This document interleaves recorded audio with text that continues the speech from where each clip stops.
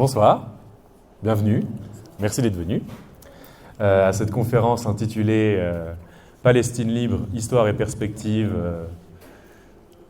Merci encore d'être venu. Cette conférence est organisée par le collectif anticapitaliste de Fribourg, qui a été formé il n'y a pas très longtemps. On est un collectif qui organise des actions et des conférences de militants anticapitalistes, si on veut, dans une perspective militante.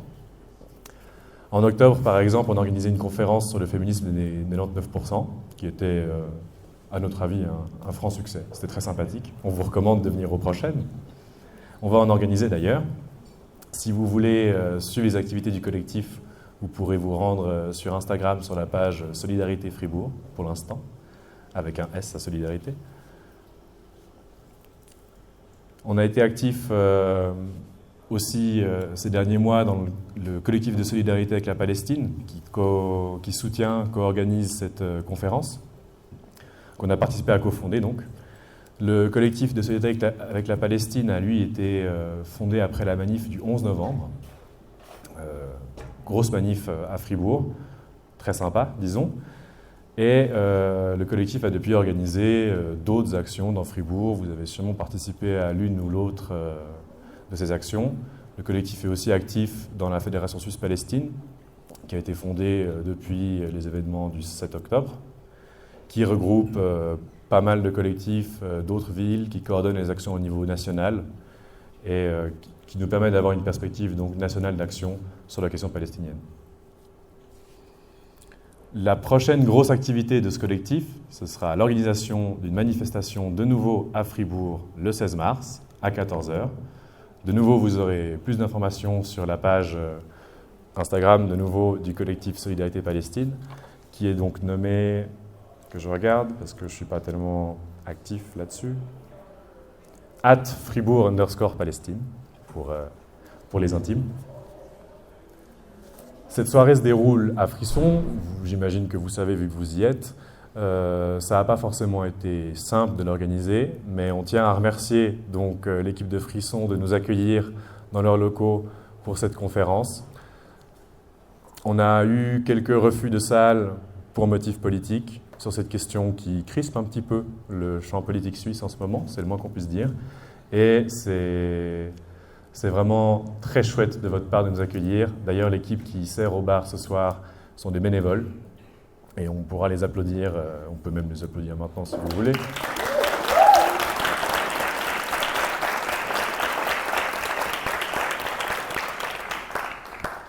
Afin de financer nos activités et cette conférence en l'occurrence, on va faire passer un chapeau dans la salle à un moment. Vous saurez pourquoi c'est maintenant. Et une dernière info que je veux vous partager, c'est que ici même, demain, sera organisée une conférence d'un artiste libanais qui ira nous présenter un nouveau genre musical du Moyen-Orient, le Maharagnat, qui sera suivi par un live d'un artiste égyptien, suivi encore d'un DJ set, dans le cadre du projet Multiverse de Frisson, qui vise à inviter des artistes du Moyen-Orient pour leur permettre de partager leur création. Vous avez peut-être vu qu'on a un stand avec des t-shirts de part et d'autre de la salle. Si vous êtes intéressé par un de ces t-shirts qui sont très jolis, je vous les recommande.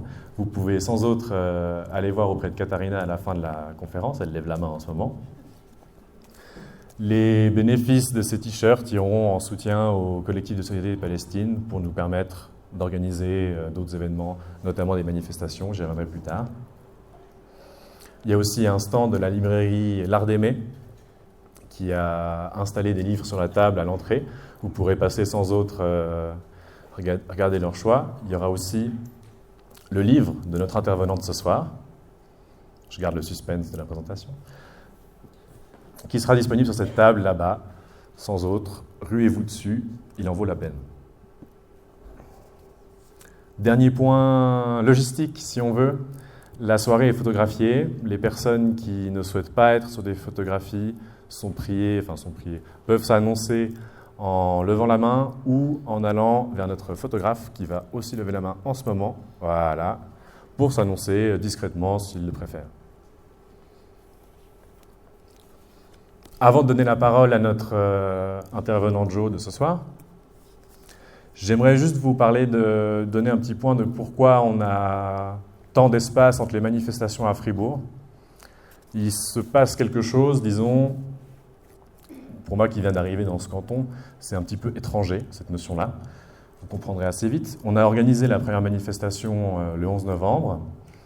La police nous a demandé d'avoir un service d'ordre, demande tout à fait raisonnable, service d'ordre bien dimensionné pour contenir la manifestation. La manifestation a été autorisée et une semaine plus tard, quelque chose comme ça, on a reçu une facture de 1600 ou 1800 francs de la police pour la mobilisation des agents pendant la manifestation. Pour une manifestation autorisée, c'est un petit peu gros, si on veut. Ça aurait voulu dire que plus ou moins chaque personne aurait dû cotiser 2 francs pour participer à la manifestation. C'est une certaine vision de la liberté d'expression et de manifester qui ne colle pas vraiment avec notre vision à nous de comment faire les choses. C'est le moins qu'on puisse dire. Forcément, ça rend un petit peu réticent à organiser d'autres manifestations. Une autre demande de manifestation qu'on a faite au nom du collectif de solidarité avec la Palestine, elle était carrément refusée, pas le droit de défiler en cortège dans le centre-ville, parce que à cette période-là de l'année, période de Black Friday, ça aurait gêné la circulation et les commerces, et ça aurait interrompu en quelque sorte la messe consumériste du moment. Donc c'était simplement pas possible. On a dû faire un rassemblement statique à la place Piton. Tout ça pour vous dire que la liberté de manifester, en tout cas à Fribourg, ne se porte pas très bien, et qu'il serait grand temps d'agir pour que, comme dans d'autres villes de Suisse, toutes proches, c'est pas pour rien qu'à Lausanne il y a eu plus de manifestations, d'agir pour que, comme dans ces autres villes, on puisse manifester librement sans des frais délirants et que la liberté d'expression ne soit pas muselée par les frais administratifs et de police.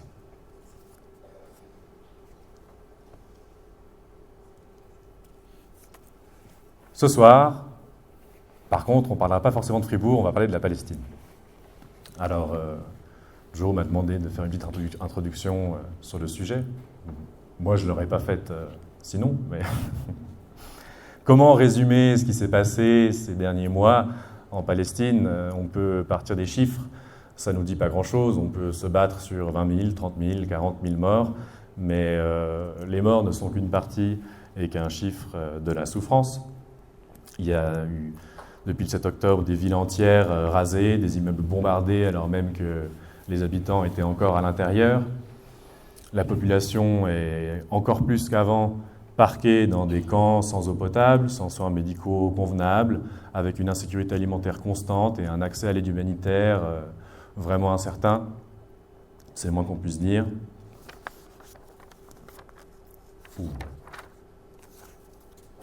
Et pendant ce temps, l'Europe, j'inclus la Suisse dans l'Europe, invoque le droit d'Israël à se défendre en niant tout autre événement précédent qui aurait pu susciter une quelconque violence. Simplement, Israël est arrivé là, ils ont le droit de se défendre. L'Europe coupe les financements d'ONG qui travaillent pour la paix en Palestine, autant des ONG palestiniennes qu'israéliennes, coupe aussi les fonds de l'Agence de l'ONU pour les réfugiés palestiniens, interdit les manifestations qui sont le seul moyen que nous avons de montrer à quel point on n'est pas d'accord avec la politique menée par les États européens. Manifestations qui, quand elles sont autorisées, sont d'ailleurs massives, c'est très bien de le voir. La population ne veut pas être complice des crimes d'Israël en ce moment. Et l'Europe qui, en plus, achète et vend des armes à Israël. Par exemple, la Suisse achète à tour de bras des drones israéliens testés sur le terrain, c'est vraiment super. Alors, pardonnez-moi pour l'ironie, mais c'est difficile pour moi de parler sérieusement de ces choses, tellement elles sont tragicomiques, elles sont insupportables, sans second degré, simplement. Impunité donc de l'armée israélienne, l'Europe qui ne dit rien, et l'armée israélienne qui a même le culot de documenter ces crimes de guerre au jour le jour, avec des soldats qui maltraitent, tuent des civils, se filment en le faisant, en rigolant, comme si tout ceci... Voilà, on est entre potes, on commet des crimes de guerre, il n'y a pas de problème. On extermine des civils. Et d'un autre côté, les promoteurs immobiliers en Israël sortent des grands visuels sur comment vous pourrez acheter votre prochaine résidence en bord de mer à Gaza une fois que tout ceci sera fini. Tout est en roue libre de ce côté-là. Heureusement qu'il y a des journalistes de terrain qui donnent leur vie, souvent, pour documenter l'atrocité de ce qui se passe à Gaza en ce moment. Et on leur doit beaucoup. Et la population palestinienne leur doit beaucoup. La discussion va commencer par une intervention de Joe, un exposé d'une quarantaine de minutes. Et après, on aura une séance plus ouverte de questions-réponses / discussion. Donc, ne vous étonnez pas si après 30 minutes, on ne parle pas encore tous ensemble. Il est temps de vous présenter notre intervenante ce soir, Joseph Daher. Donc, Joseph, tu es chercheur. Tu peux acquiescer à chaque chose que je dis, si tu veux. Militant internationaliste et anticapitaliste, membre de Solidarité. Auteur des livres Hezbollah, un fondamentalisme religieux à l'épreuve du néolibéralisme. Syrie, le martyr d'une révolution. Et ton dernier bébé, la question palestinienne et le marxisme. Livre, pour que vous le reconnaissiez sur la table, qui est juste ici. Vous pourrez le consulter ou en acheter des exemplaires à la table en sortant. Au-delà d'avoir écrit, tu as mené des recherches de fond et de terrain sur le Hamas pour étoffer tes différents ouvrages. Merci de t'être déplacé pour nous. Et je te pose la question fatidique, comment on en est arrivé là ? Bon, tout d'abord, merci Marc, merci à tous les camarades pour l'organisation du collectif. Merci à Frisson de me recevoir, de nous recevoir, et merci à vous d'être venus en nombre. J'arrive pas à tout voir avec la lumière, mais merci beaucoup. Et le but, c'est vraiment d'avoir un échange. Je vais essayer de rester dans les quarantaines de minutes et puis vraiment essayer de voir, je pense, ce qui est le plus important, c'est que faire maintenant dans les perspectives de solidarité. Et j'essaierai à travers ma présentation aussi de faire comprendre que la question palestinienne n'est pas une question qui est loin. Ça nous concerne directement et a une influence directe sur les dynamiques politiques en Europe, mais dans le monde entier. Et pour moi, c'est quelque chose de fondamental, parce que quand le camarade parlait des tentatives, d'une certaine manière, de limiter les droits démocratiques en Suisse, c'est en relation directe avec la question palestinienne. Et vraiment, c'est quelque chose que je vais insister tout au long, bien sûr dans une perspective internationaliste, dans le cadre que nos destins sont liés. Mais avant de commencer sur la présentation, j'ai aussi pas mal milité dans la région, et j'ai notamment été à Gaza en 2011-2012, et j'ai eu la chance de rencontrer tout un certain nombre de personnes situant peut-être dans la même orientation politique que moi, et certaines non, pas forcément, mais avec qui on a développé des liens de solidarité, notamment avec un professeur et poète et ami, qui sûrement, vous le connaissez maintenant, qui est devenu une certaine figure, qui s'appelait Rifat El-Harir, qui est mort en martyr en novembre avec toute sa famille. Et il a fait ce fameux poème « Si je dois mourir », qui était un peu message que faire pour nous qui sommes à l'étranger, pour les Palestiniens, Palestiniennes et pour tout le monde. Donc vous me permettrez, s'il vous plaît, de juste lire son poème comme introduction, parce que je pense que c'est une excellente introduction et ça donne l'orientation de ma présentation. S'il est écrit que je dois mourir, il vous appartiendra alors de vivre, pour raconter mon histoire, pour vendre ces choses qui m'appartiennent, et acheter une toile et des ficelles, faites en sorte qu'elles soient bien blanches, avec une longue traîne, afin qu'un enfant, quelque part à Gaza, fixant le paradis dans les yeux, dans l'attente de son père, partit subitement, sans avoir fait d'adieu à personne, pas même à sa chair, pas même à son âme, pour qu'un enfant quelque part à Gaza puisse voir ce cerf-volant, mon cerf-volant à moi, que vous aurez façonné, qu'il volera là-haut, bien haut, et que l'enfant puisse un instant penser qu'il s'agit là d'un ange, revenu lui apporter de l'amour. S'il était écrit que je dois mourir, alors que ma mort apporte l'espoir, que ma mort devienne une histoire. Et ces mots sont, pour toute personne qui est en solidarité avec la Palestine, résonnent, car quand on manifeste, quand on fait ces conférences, quand vous allez à ce genre d'événements, c'est pour porter un message d'espoir et un message que faire par la suite, comment renforcer la solidarité, etc.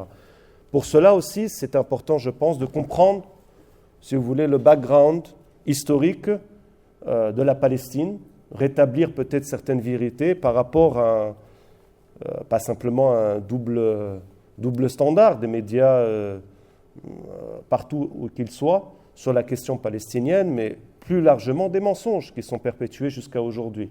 S'agit-il d'une guerre fratricide de plusieurs centaines d'années entre les descendants d'un côté d'Abraham et de l'autre d'Ismaïl, comme il est perçu, c'est-à-dire une guerre religieuse? S'agit-il d'une guerre contre, dans une perspective antisémite? Non. Et ça, il faut le dire très clairement, il s'agit d'une lutte anticoloniale, comme on peut en trouver encore, mais une lutte anticoloniale qui s'inscrit dans une histoire qui est liée à l'Europe, dans laquelle il y a une responsabilité énorme.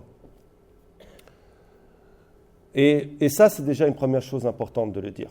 C'est une lutte anticoloniale dans une perspective qui est de créer une autre Palestine, espérons-le, ça je reverrai dans les perspectives d'émancipation et de libération, qui pour moi ne passe pas forcément, même si c'est un débat qui peut paraître futile aujourd'hui, vu la guerre continue, le génocide continue contre les Palestiniens et Palestiniennes, de quelle forme d'État, 1, 2 États, multiples États, etc. Je reviendrai sur cette perspective de quelle solution. Mais revenir d'ailleurs sur quel est le projet sioniste. Le projet sioniste est tout d'abord un projet fondamentalement européen, qui naît au XIXe siècle dans l'émergence des nationalismes européens étriqués, d'ailleurs où l'antisémitisme est montant, de l'Europe d'ailleurs occidentale à orientale à la Russie, avec les pogroms nombreux, et jusqu'à presque 67, même si à partir des années 40 il prend plus d'importance, le projet sioniste ou l'idéologie sioniste est minoritaire au sein des populations juives mondiales, qui se trouvent pour leur grande majorité jusqu'au début du XXe siècle, jusqu'aux années 30, dans la Russie et l'Europe, entre guillemets, orientale. D'accord ? Et c'est important, pourquoi ? Parce que quand on fait l'amalgame entre antisionistes et antisémites, qui est une manière aussi d'attaquer la cause palestinienne, c'est aussi d'une manière à l'envers d'amalgamer juif et sionisme, qui est une erreur historique et une grave accusation pour essayer de vous empêcher de lutter pour la cause palestinienne dans une perspective émancipatrice, inclusive et autre. Et c'est oublier que aussi le judaïsme n'est pas limité à l'Europe. Pour des millions de personnes juives issues du Moyen-Orient, de l'Afrique du Nord, le sionisme était quelque chose de profondément étranger, jusqu'à les années 30, etc. Donc c'est un projet qui naît dans les nationalismes étriqués en Europe, dans la montée de l'antisémitisme, et aussi les projets coloniaux. C'est important ça. Et Herzl, l'inspirateur principal de ce mouvement, en fait, jusqu'à l'affaire Dreyfus en France, vous connaissez l'affaire Dreyfus, je pense, de ce capitaine français de confession juive, qui, dans une campagne antisémite, est accusé de trahison, etc., perd espoir, en fait, dans la perspective du message émancipateur de la Révolution française, qui promettait l'égalité à tous ces citoyens et citoyennes, qui dans les théories étaient très belles, dans la pratique beaucoup moins, à l'intérieur de la France et dans ses projets coloniaux, bien sûr, qui restent jusqu'à aujourd'hui. Est-ce que, et c'est pour ça qu'on a aussi, mais c'est plus globalement, Black Lives Matter résonne aux États-Unis, mais un peu partout dans le monde, jusqu'à aujourd'hui. Et donc, ce message émancipateur voit que ce n'est pas vrai. Mais lui, et c'est pour ça que je vous dis que ce n'est pas du tout, on y reviendra, un mouvement majoritaire au sein des populations juives. Pour lui, c'est fini. L'antisémitisme est quelque chose qu'on ne peut pas lutter contre. Et pour cela, dans la perspective des États-nations qui émergent en Europe, il faut créer une nation juive. Okay? C'est la seule manière pour les Juifs de se sauver. Et d'ailleurs, il sera accusé par de nombreux groupes dans lesquels vous trouvez, alors qui sont pour certains proprement juifs dans une perspective socialiste, comme le Bund, qui était très présent en Europe orientale, des syndicats, etc., ou bien dans les PRT communistes qui sont émergents, bolcheviques, le mouvement sioniste comme un mouvement défaitiste. Parce qu'à la place de lutter contre le racisme et l'antisémitisme en Europe, on dit on quitte l'Europe pour peut-être créer une nation à l'étranger, qui d'abord, au tout début, n'est pas forcément en Palestine. Il y a un projet en Argentine, en Angola et autres. Mais pourquoi ils vont choisir, et là c'est ma deuxième chose, pourquoi ils vont choisir la Palestine? Et c'est là le lien historique qui va naître aussi pour permettre la réalisation du projet sioniste. Leurs dirigeants ont très vite compris que cela ne serait pas possible sans l'aide d'une puissance impériale. Et à ce moment-là, ils vont toquer la porte à plusieurs empires, puissances impériales. Et c'est qui va, entre guillemets, répondre à cet appel? C'est la Grande-Bretagne, l'Empire britannique, d'accord? Qui vont alors encourager le mouvement sioniste à partir, surtout dans le cadre de la Palestine mandataire, mais également avant. Vous connaissez bien Lord Balfour. Et on verra à travers l'histoire aussi qu'il y a un lien, parfois, entre sionisme et antisémitisme. Parce que le sionisme, et ça c'est quelque chose jusqu'à aujourd'hui, est incapable de lutter contre l'antisémitisme. D'ailleurs, ce n'est pas son objectif premier. Et deuxièmement, a empêché la réalisation de ses objectifs principaux, à part la création de l'État d'Israël, de permettre la sécurité des Juifs. Aujourd'hui, Israël, si vous le voulez, honnêtement, ne permet pas cela. À cause de sa discrimination, sa répression, sa guerre génocidaire contre les Palestiniens et Palestiniennes. Mais à l'époque, par exemple, qui va promettre un foyer national juif? L'Empire britannique et Lord Cromer. Vous savez que Lord Cromer était un antisémite notoire qui avait notamment encouragé, il était membre du gouvernement, qui avait mis en place les Aliens Act au début du XXe siècle, qui empêchait l'arrivée des populations juives qui fuyaient les pogroms de Russie. Ils avaient mis en place ces actes et contre les populations juives qui voulaient fuir les pogroms. Okay? Et d'ailleurs, vous avez d'autres exemples comme ça, des Britanniques qui se prétendent être ou bien défenseurs des Juifs, etc. Un autre, c'était Lord Cromer. Lord Cromer, je ne sais pas si vous savez, qui était en charge de l'Égypte au début du XXe siècle et qui faisait des discours en disant il faut la libération des femmes qui sont en Égypte très martyrisées, très opprimées. Ce même monsieur était à la tête de la Ligue contre le droit de vote des femmes en Grande-Bretagne. D'accord? Donc vous voyez, c'est un peu, voilà. Et ce qui n'empêche pas, jusqu'à aujourd'hui, des personnes qui sont dans des partis profondément, où ils ont une histoire antisémite, de pouvoir manifester pour soi-disant la défense d'Israël. Regardez mon regard qui se dirige, c'est où la France? Vers Marine Le Pen, qui aujourd'hui se dit défenseuse du droit d'Israël. Non, c'est parce qu'elle déteste plus les Arabes, entre guillemets, et les musulmans que les Juifs. Mais disons, fondamentalement, elle est dans un parti qui est antisémite, etc. Mais voilà. Et dans ce cadre-là, la Palestine va être choisie. Okay? Parce qu'elle a une importance géographique très importante. C'est à l'entrée du canal de Saïd. Et par rapport à l'Égypte, ça fait le lien que la Grande-Bretagne occupe déjà. D'accord? C'est l'entrée aussi de la route commerciale vers les Indes, aussi, et tout ça. Donc, c'est une géographie importante. D'ailleurs, vous avez des officiels anglais qui disent, à travers le mouvement sioniste, nous allons créer en Palestine une petite Ulster loyale. Vous savez ce que c'est, Ulster? C'était comment la colonisation de l'Irlande, par l'Irlande du Nord, comment a commencé, à travers les protestants, etc. Une colonisation aussi de l'Irlande va se dérouler, auparavant. Hein. Et Ulster était un peu la capitale de cette Irlande du Nord qui faisait le lien vers la colonisation de l'Irlande. Donc vous voyez le lien objectif par rapport dans une démarche coloniale. Par la mise en place du mandat britannique en Palestine, là, ils vont donner toutes les possibilités au mouvement sioniste de développer ses capacités ces infrastructures vont entraîner ces milices armées pour permettre plus tard la création de l'État d'Israël. Et il y a un moment très important, parce qu'à ce moment-là, ce qui est très important aussi de toujours rappeler, c'est que les Palestiniens et les Palestiniennes n'ont jamais été passifs. Depuis le début du XXe siècle, on parle dans 87 de la première intifada. Il y en a eu des multiples avant. Et une des grandes révoltes qui va se dérouler, c'est en 36-39. C'est la révolte palestinienne.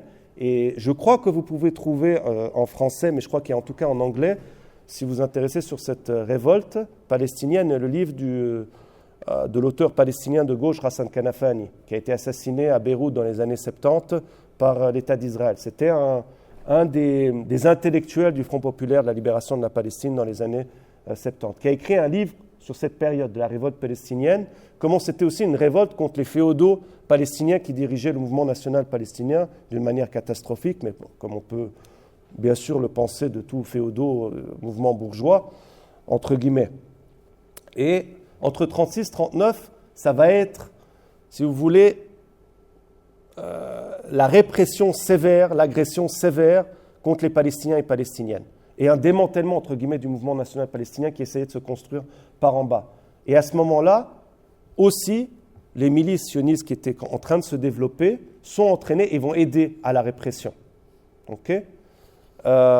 Et bon, en plus, avec la montée du nazisme, des mouvements fascistes en Europe, vous avez une augmentation de l'immigration juive vers la Palestine parce qu'aussi, les portes sont bloquées vers l'Angleterre et les États-Unis. C'est important de le rappeler. Les portes sont complètement bloquées. Et cela va nous mener, et dès lors, en 1948, lors de la fin du mandat, toutes les infrastructures, entre guillemets, du projet sioniste sont bien en place, soutenues par la puissance coloniale britannique, et en même temps, les structures palestiniennes de résistance ont été détruites ou démantelées, très fortement. D'accord ? Et ce qui permet, en fait, il y a deux guerres. Les gens disent, lors de la création de l'État d'Israël, qu'on parle en arabe, on dit de Nakba, la catastrophe. Et je reviendrai, la Nakba, c'est un moment particulier dans l'histoire palestinienne, mais c'est aussi un moment continu. Et aujourd'hui, on vit une deuxième Nakba, une deuxième catastrophe. Mais c'est un moment continu. Pourquoi ? Parce que depuis le début, Israël est un projet, et c'est ça aussi qui est très différent avec l'Afrique du Sud, c'est un projet de colonie de peuplement. Je faisais la traduction de l'anglais. C'est un projet de colonie de peuplement. Donc, c'est-à-dire quoi ? La comparaison n'est pas avec l'Afrique du Sud. La comparaison est bien pire. C'est les États-Unis, le Canada, l'Australie. C'est-à-dire réduire à quasi néant, dans une perspective génocidaire, les populations indigènes. D'accord ? C'est très important de le comprendre, ça. Et on y reviendra par la suite aussi dans les perspectives d'émancipation et de libération. Donc, quand vous avez la Nakba, c'est... Aujourd'hui, vous avez plus de déplacés, okay, à Gaza. Mais en termes proportionnels, vous avez 800 000 Palestiniens qui sont déplacés de force en 1948. C'est 80% de la population. D'accord ? D'ailleurs, quand on parle aujourd'hui de Gaza Strip, la bande de Gaza, c'est une invention par la suite de 1948. Gaza était beaucoup plus grand. Et on parle maintenant, et c'était beaucoup plus développé. Aujourd'hui, historiquement, ce qu'on parle de la bande de Gaza, c'est ultra petit par rapport à ce que c'était, son débouché régional, etc.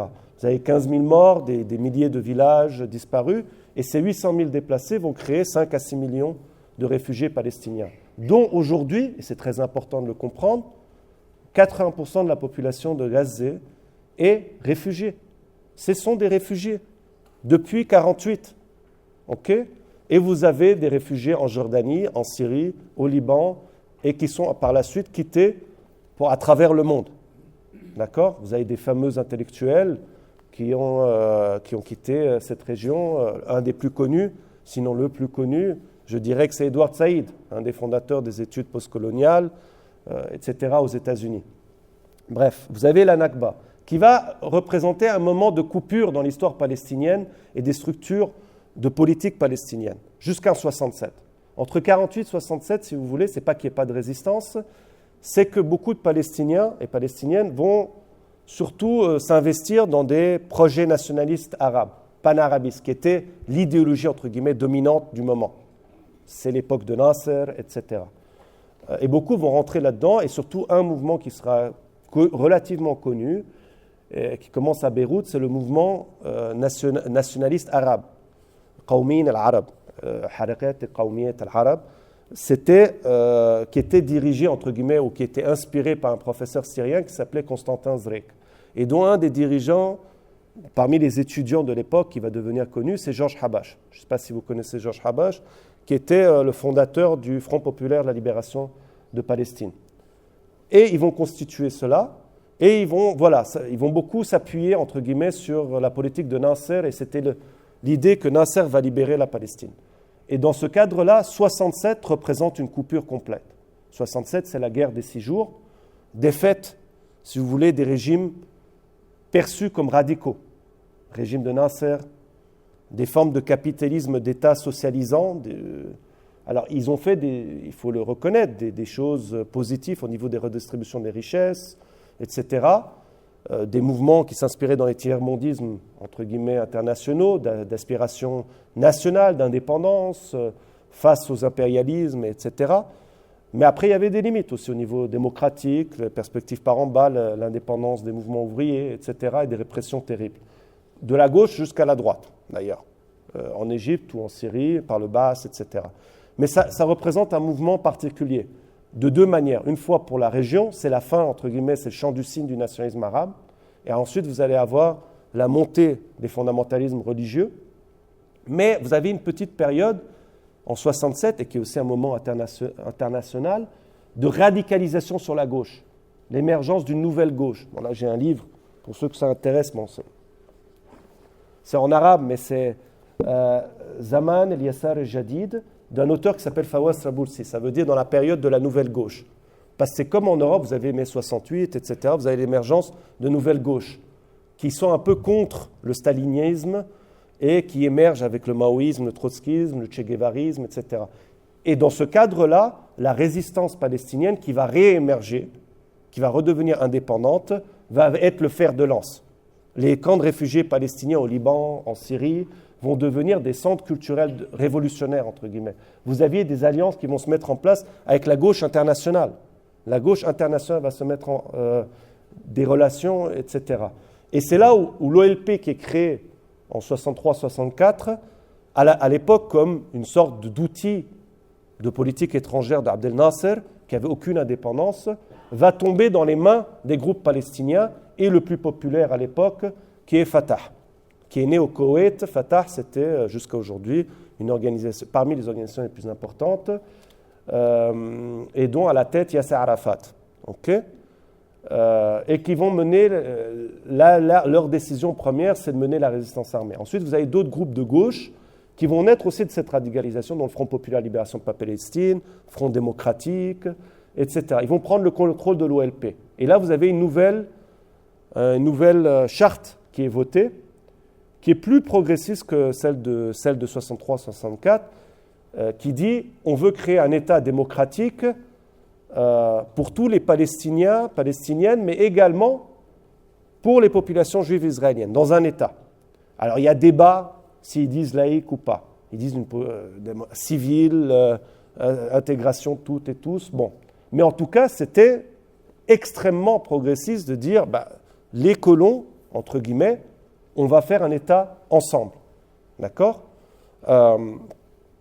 Et ça, c'est le programme de l'OLP qui va prendre en importance. 70, 80. Et qui va attirer... Fatah, si vous voulez, n'avait pas véritablement d'idéologie. Tout le monde dit que c'est un mouvement nationaliste palestinien, laïque et tout. Ce n'est pas vraiment vrai, honnêtement. Il est très influencé par les idéologies du mouvement. C'est surtout sa capacité d'attraction sur la question de l'action. Il faut agir. Et il va devenir très populaire après ce qu'on a appelé la bataille de Karameh. Et Karameh en arabe, ça veut dire dignité. C'était en Jordanie où ils vont résister à l'assaut de chars israéliens pendant plusieurs jours en Jordanie.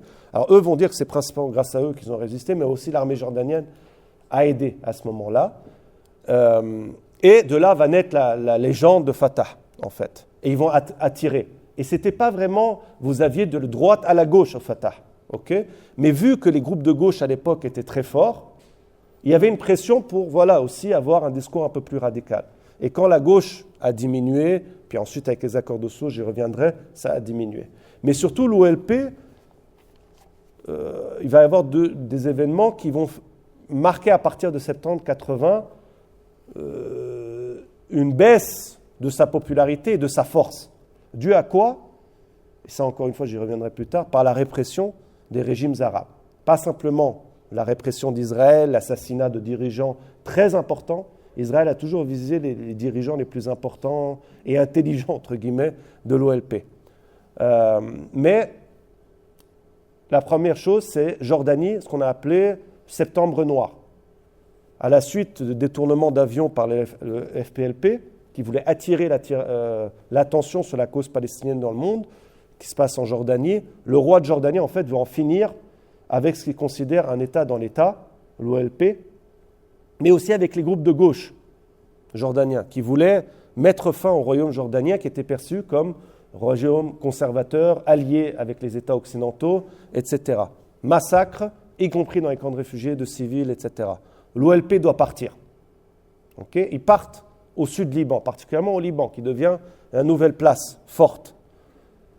Au Liban, au début de la guerre civile libanaise, il y avait un projet entre l'OLP et la gauche libanaise, et une partie du mouvement national libanais, de créer un autre État, face à un État confessionnel dominé, si vous voulez, par les fractions de la bourgeoisie maronite chrétienne.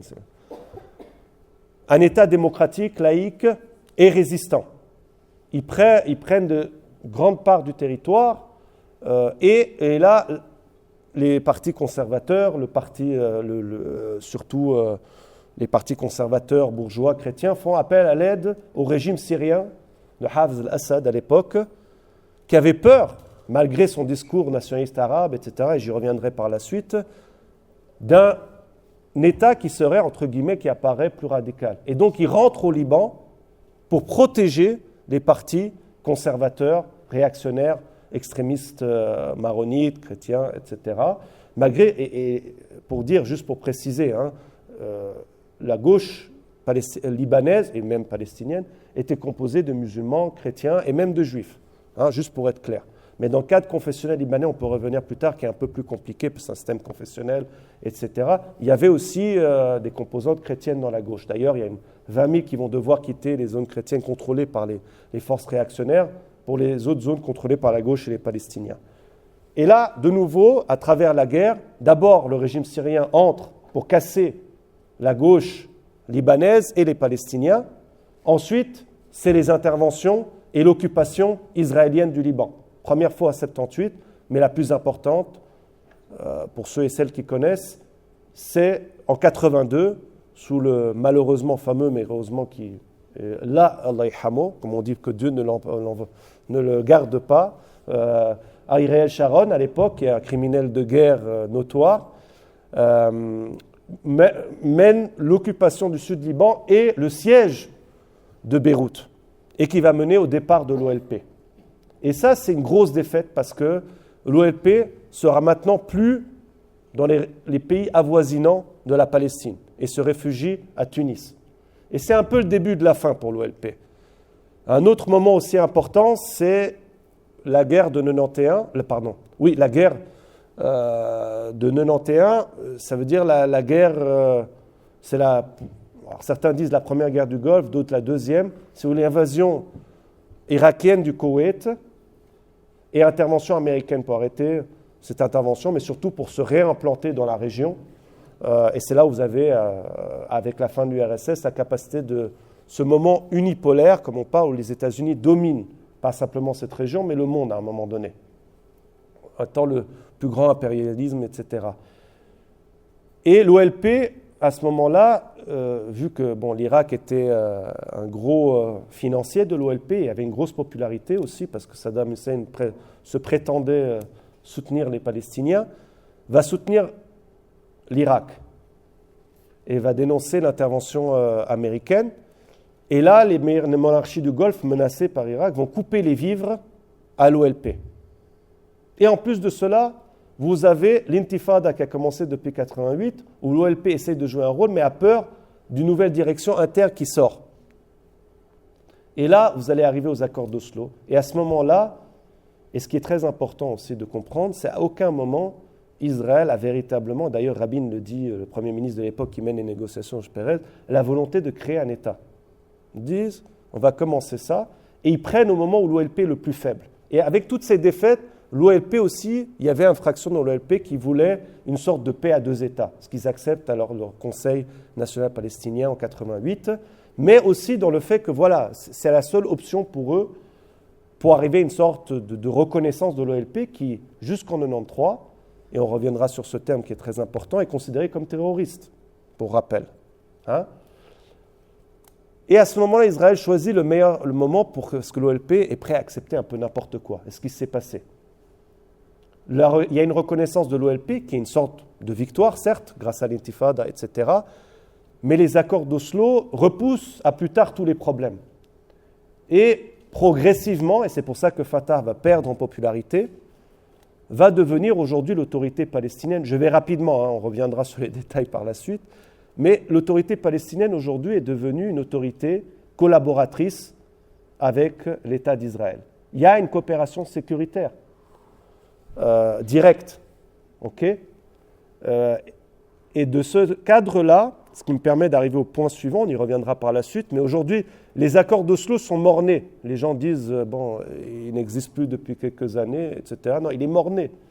Il est morné, il n'a jamais eu la volonté de créer véritablement un État palestinien. D'ailleurs, si vous regardez les accords d'Oslo, la seule chose que les Israéliens accordent aux Palestiniens, c'est la reconnaissance de l'OLP. C'est tout. Rien de plus.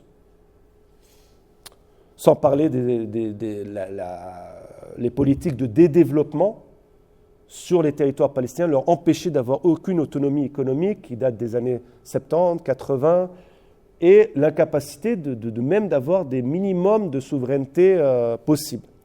Et c'est dans ce cadre-là que va naître aussi, au début de la première intifada, ou dite intifada, Hamas, le mouvement de la résistance islamique pour son vrai nom, qui est l'héritier des frères musulmans, en Palestine, qui, les frères musulmans, avaient fait le choix pendant les décennies auparavant de ne pas résister militairement. Leur projet, c'était de dire, d'abord, on islamise la population, et quand cela est bon, quand ils sont tous, entre guillemets, halal, ils sont bien musulmans et tout ça, on commencera la résistance. Mais une partie, il va y avoir une frustration d'une partie des cadres populaires et de la base populaire. Il y a deux événements importants. Début des années 80, cette politique ne plaît pas à une partie des jeunes des frères musulmans et ils vont créer ce qu'on appelle aujourd'hui le djihad islamique, qui est aussi inspiré en partie de la révolution iranienne. Mais la première intifada, ça va être les jeunes vont dire ça suffit. Si on ne résiste pas, ce n'est fini pour nous. Et il n'y aura plus de frères musulmans, il n'y aura plus rien.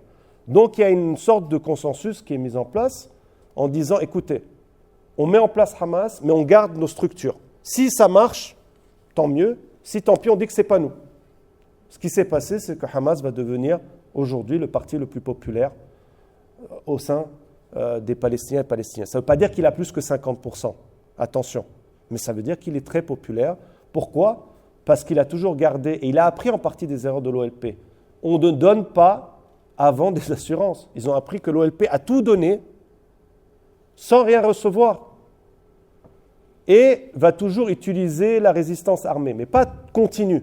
Des fois, ils arrêtent, des fois, ils reprennent, des fois... Voilà. Mais après, aussi la corruption et la coordination diplomatique et sécuritaire entre l'autorité palestinienne, etc. Ensuite, ils ont bénéficié de structures très présentes dans les territoires occupés, qui avaient été permis par le financement par les monarchies du Golfe, mais aussi un réseau de structures dans la diaspora et au sein des frères musulmans qui avait permis à ces sociétés civiles, entre guillemets, livrées au Hamas de se développer. Donc résistance, société civile, entre guillemets, développée et une base populaire relativement forte, va permettre au Hamas de se développer. Ce qui est important de comprendre, c'est qu'ils ont appris des erreurs et en même temps, ils se dirigent en partie sur la même voie. Parce que même depuis le début, ils ont une acceptation de la solution à deux États. Ce qu'ils disent, c'est que, comme le faisait au début l'OLP la première fois, dans les années 70, on veut un deux États comme première solution, sans reconnaître l'État d'Israël. Et on va faire ce qu'ils disent en termes spécifiques, hudne, une trêve, mais qui n'a pas de limite dans le temps. Mais ce qu'il faut savoir, c'est aussi, on peut revenir en détail, c'est un parti qui... Alors il y a une deuxième charte qui est sortie. Aussi ce qu'il faut comprendre, c'est que c'est vrai, la première charte a des connotations, la première charte du Hamas sort en 88, a des connotations antisémites. D'ailleurs, un antisémitisme originaire ou, comment on va dire ça, qui reprend en fait des thèmes qui sont nés en Europe, comme le protocole de Sage de Sion, etc. Et qui avait été, la première charte aussi, ce qui est important de comprendre, a été faite par un individu et ensuite adoptée. Mais n'a pas été faite collectivement à la différence de la deuxième charte. Dans la deuxième charte, les propos antisémites sont enlevés et disparaissent, et c'était vraiment un processus collectif au sein du Hamas de faire, et là c'est plutôt la guerre contre le sionisme qui est visé, et les sionistes, pas contre tous les juifs. Okay? Est-ce que ça veut dire qu'il n'y a pas des propos par certains dirigeants, etc. Non. Mais ce qui est important de comprendre, et j'y reviendrai par la suite, on peut en développer, on peut en débattre là-dessus, le meilleur moyen de comprendre et de lutter, le meilleur moyen de lutter contre l'antisémitisme, c'est de comprendre ses origines et ses dynamiques. Et ce qui est important de comprendre, c'est qu'un antisémite ou quelqu'un qui a des propos antisémites, des dynamiques antisémites, une perspective antisémite en Europe, il a développé cela dans un contexte complètement différent que quelqu'un qui a rasé, qui depuis qu'il est jeune, déjà est sous un siège mortifère, mais surtout son ennemi devant lui se présente comme le représentant des Juifs dans le monde partout. Okay?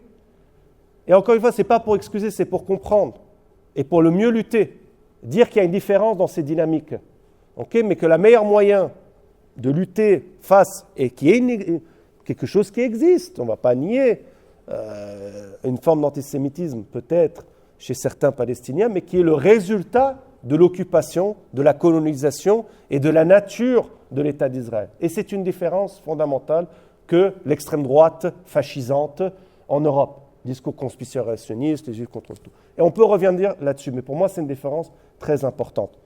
Après, le Hamas, c'est aussi un parti qui s'intègre dans les courants des frères musulmans, c'est-à-dire intégristes, qui ont une perspective très probablement, même si ce n'est pas d'actualité, de créer un État, comme disent les autres frères musulmans, civil, mais de source islamique. Bon, c'est un peu, voilà, c'est faire comme ça, mais perspective pas forcément, loin de là d'ailleurs, progressiste sur la question des femmes, etc. Il y a plusieurs mesures à Gaza qui sont problématiques et réactionnaires à tous les points de vue. Donc ça, il ne faut pas se le cacher non plus. Ce qui est important après, c'est de ne pas comparer Hamas et Daesh ou les djihadistes. Hamas s'inscrit dans un cadre national, prend ses racines au sein des classes populaires palestiniennes. Okay? C'est un projet palestinien. D'ailleurs, Hamas a combattu des formes de salafisme djihadistes, même à Gaza. C'est deux projets complètement différents. Donc, on entend dernièrement Hamas et Daesh, c'est la même chose. Non, ce n'est pas vrai. De même qu'en 2001, pour ceux et celles qui se souviennent, c'était le même discours. Sharon et Bush disaient les Palestiniens et Hamas, c'est Al-Qaïda. Maintenant, on a juste changé Al-Qaïda à Daesh parce que c'est pire. Mais c'est important de comprendre que ce n'est pas la même chose. D'ailleurs, moi, je donne un exemple très facile.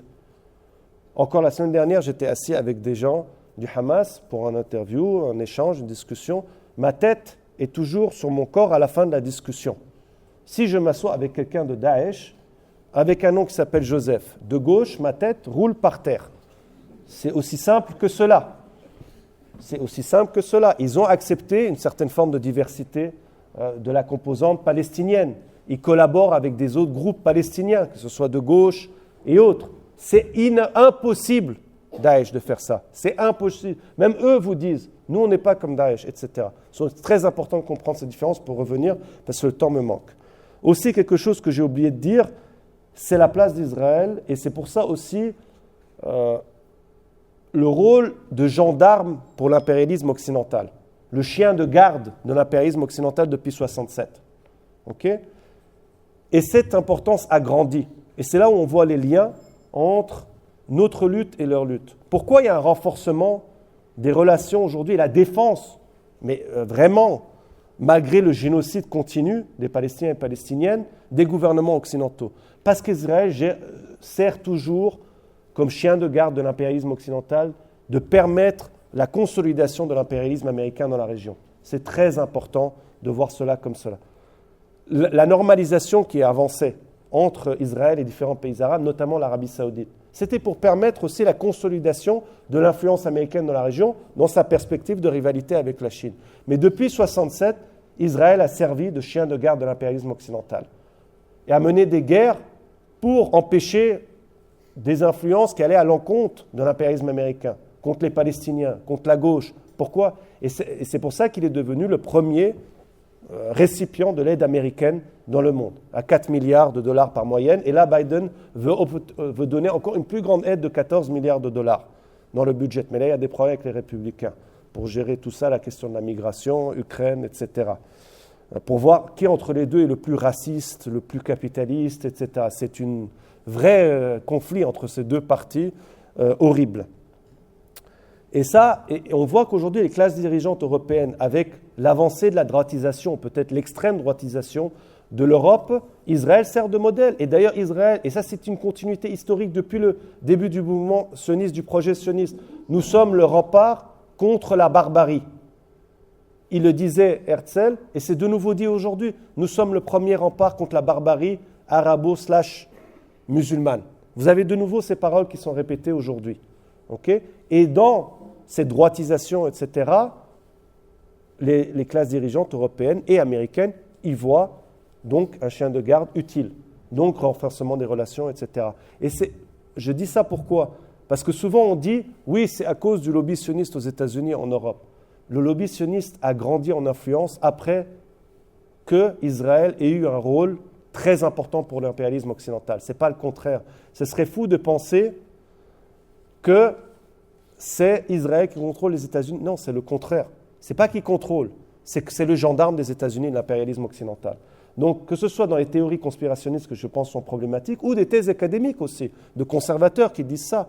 Parce que les monarchies du Golfe ont bien plus de moyens qu'Israël. C'est important de voir ça comme ça, la relation de cette manière et pas à l'envers, entre guillemets. Dans ce cadre, il faut que j'arrive vers la conclusion. Quelles sont les perspectives d'émancipation et de libération ? On n'en a pas parlé, mais pour moi, c'est un droit, entre guillemets, le droit à la résistance, c'est un droit qu'on ne discute pas, y compris armé. Et on pourra revenir sur les événements du 7 octobre. Moi, je ne soutiens pas ce genre d'action, mais je ne vais pas les condamner. Pourquoi ? Parce que politiquement, la responsabilité est sur l'État d'Israël. C'est eux qui sont arrivés au 7 octobre. Et malheureusement, à cause de ce qu'ils sont en train de faire aujourd'hui, peut-être qu'il y en aura d'autres. Mais la responsabilité politique est profondément de l'État d'Israël. C'est pas... Et Mandela, qui est adoré par maintenant le libéralisme occidental, qui a passé 30 ans en prison, qui était refusé par tous les États occidentaux, traité de terroriste, 30 ans de prison, disait c'est pas l'opprimé qui choisit ses moyens de résistance, c'est imposé par l'oppresseur aussi. Okay ? Et c'est pas encore une fois pour soutenir ce qui s'est passé. Mais il y a une différence entre condamner en disant il y a une égalité. Non, il n'y a pas d'égalité entre l'opprimé et l'oppresseur. D'accord ? Pour moi, ça c'est quelque chose de fondamental. Quand on a dit ça, et encore une fois, ça ne veut pas dire que je soutiens ce type d'action. Mais il y a une différence en dire je condamne. Et on peut revenir sur cette discussion. Il y a une autre chose aussi de dire, c'est je soutiens le programme politique des partis politiques. Non, pour la grande majorité, je ne soutiens pas. Et je pense que leurs programmes politiques sont problématiques. Alors j'ai parlé en partie du Hamas, mais Fatah, leurs stratégies politiques sont problématiques. Pourquoi ? Parce que déjà, ils voient la libération à travers très souvent uniquement le moyen armé, et qui est limité, contrairement, et on pourra revenir sur la question de l'intifada des années 80, comment l'intifada, la première intifada a été une réussite parce que c'était un mouvement par en bas massif, construit par des syndicats de travailleurs, travailleuses, paysans, féministes et autres, dans laquelle il y avait une forme de résistance armée, mais qui était principalement politique, etc. Ce qui n'était pas le cas en 2000. Avec la deuxième intifada. D'ailleurs, la première intifada, vous avez 80% à 90% de participation de la population palestinienne. Ce n'est pas le cas en 2000. On pourra revenir. Et d'ailleurs, ça veut dire aussi ne pas s'appuyer sur des régimes autoritaires régionaux pour espérer la libération. Ce que tous les partis politiques palestiniens font. Et d'ailleurs, ça s'est retourné très souvent contre eux, parmi les exemples que je vous ai donnés. Je pourrais en donner plein d'autres. Est-ce que ça veut dire aussi un débat? Je te promets 5 minutes. Ah, t'inquiète. Il y a un débat, oui, mais que faire de la classe ouvrière israélienne, etc. Il faut saluer les courageux militants et militantes israéliens antisionistes qui luttent en Israël. Vous avez le site plus 972, les anticapitalistes, les anarchistes, etc. et qui aujourd'hui manifestent. Il faut les saluer, je vous le dis en toute honnêteté. Après, de manière stratégique, dans n'importe quelle lutte coloniale, ce n'est jamais, même au sein de la population qui colonise, que vous allez avoir trouvé une alliance de masse entre travailleurs des deux côtés, parce que la majorité de la population israélienne, jusqu'à aujourd'hui, y compris les classes travailleurs et travailleuses, bénéficie de l'apartheid israélien. C'est une réalité matérielle, ce n'est pas une question d'avoir une position moralisatrice ou moralisateur, de dire que dans une perspective stratégique, il faut saluer les peu de collaboration qu'il y a. D'ailleurs, les antisionistes constituent un peu moins de 5% de la classe politique israélienne. C'est de dire que quand vous entrez à 18 ans, la grande majorité des Israéliens et des Israéliennes, à part les Palestiniens de 48 et les refusniks, font l'armée. Okay. Et le syndicat israélien a joué un rôle, Istradout a joué un rôle très important depuis les années 20 pour la construction de l'État d'Israël. C'est lui qui a amené le slogan « Travail juif, terre juif », labeur juif, j'ai oublié maintenant, il y a 3 slogans, et qui a constitué les milices et qui, historiquement, Israël a été fondé par un mouvement sioniste qui était plutôt dit de gauche. Okay. Et c'est aujourd'hui aussi, il y a un problème de dire, le problème c'est Netanyahou et son gouvernement d'extrême droite. Mais quand Israël a été créé, le mouvement sioniste s'inspirait, soi-disant, de la gauche travailliste. Et c'est eux qui ont fait la Nakba. Le problème, c'est dans le sionisme et dans l'état d'apartheid, dans l'état de colonie de peuplement. D'ailleurs, quand vous regardez les mouvements de protestation qu'il y a pu avoir en Israël en 2011, pour protester contre la vie chère, l'augmentation des prix des loyers, une des solutions à la hausse des loyers, ça a été construire plus de colonies. Parce que, pour que vous sachiez, le nombre de colons est passé à peu près de 200 000 à 700 000, entre 1993 et aujourd'hui, 750 000. Okay. C'est pour ça que je vous dis, la question d'un État palestinien n'a jamais été à l'ordre du jour pour la classe dirigeante israélienne. Dans ce cadre-là, ça veut dire aussi qu'il y a des limites. Et d'ailleurs, dans aucun combat colonial, la majorité de la population de colons a rejoint les colonisés. Donc il faut un changement des équilibres des forces pour les pousser à une autre solution. Et ça passe par des révolutions régionales. Il y avait le slogan des gauches palestiniennes dans les années 60, fin des années 60, début des années 70. La libération de la Palestine passe par la chute des régimes arabes pour créer un équilibre des forces en leur faveur. Parce qu'aussi, comme je vous l'ai expliqué, les Palestiniens n'ont jamais lutté simplement contre le mouvement sioniste, mais également leur soutien impérialiste, de l'Angleterre durant le mandat jusqu'aux États-Unis aujourd'hui. Aujourd'hui, ce serait impossible, Israël, de continuer plus de 4 mois de guerre à ce rythme sans l'aide américaine en termes de munitions, etc. C'est impossible. Donc les Palestiniens et les Palestiniennes ne font pas simplement face à l'État d'Israël, mais à l'impérialisme dans son entier occidental, à sa tête les États-Unis.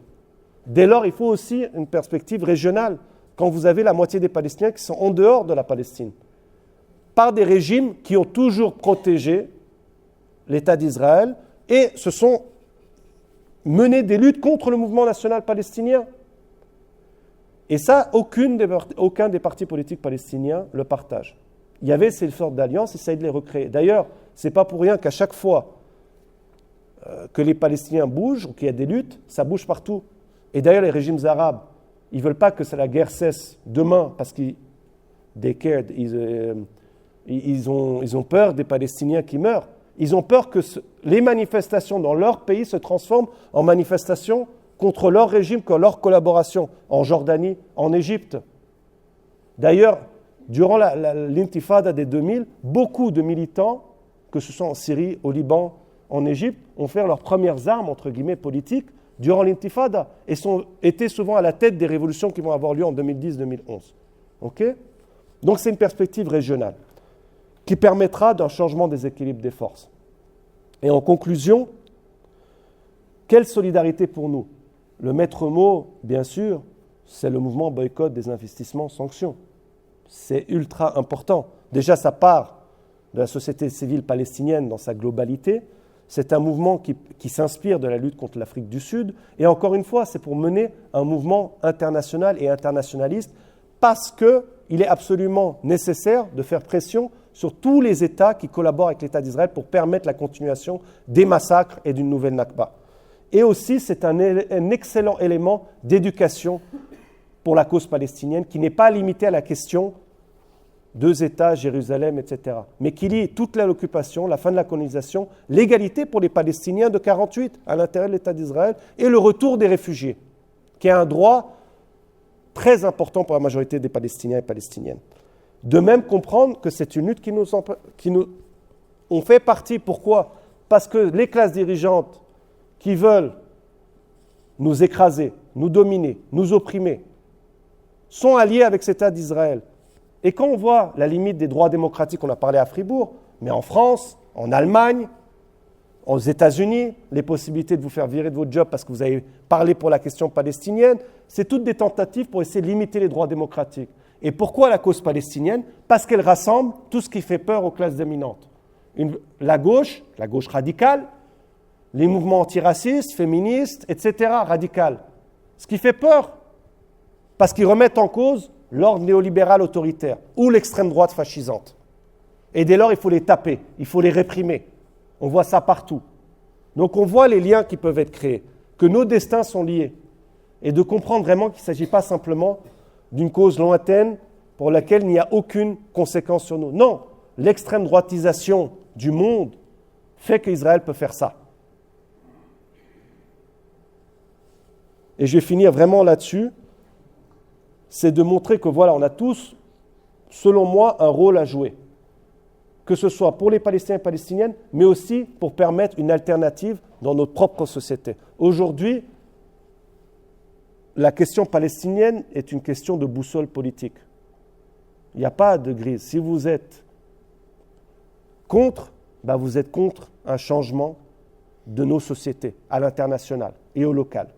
La question palestinienne est aujourd'hui vraiment, pour moi, entre ceux et celles qui veulent un changement radical, anticapitaliste, féministe, internationaliste, et ceux et celles qui ne le veulent pas, et qui veulent la crise écologique, crise raciste, autoritaire, on ne pourra pas faire face.